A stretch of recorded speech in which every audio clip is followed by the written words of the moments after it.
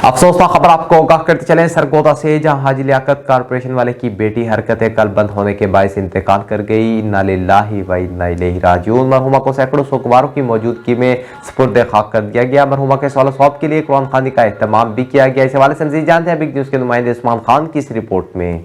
हाजी Liaquat corporation वाले की बेटी की वफात पर सीईओ कॉरपोरेशन तारिक प्रोया और सेंट्री इंस्पेक्टर बाबा जाहिद अब्बास, राना राशिद, राना अफजाल, आसिफ कम्बो, सदर इलेक्ट्रॉनिक मीडिया क्लब सैफान, यूनियन सदर राना शौकत, जनरल सेक्रेटरी शाहिद इकबाल डोगर, मलक शौकत, नुमान सूफी असगर समेत दीगर अफसरान की खत्म कुलखानी में शिरकत, जबकि हाजी लियाकत और फयाज ऑपरेटर की बीवी बेटी की वफात पर फातिहा खानी की और मरहुमा की मग़फ़िरत के लिए दुआ की।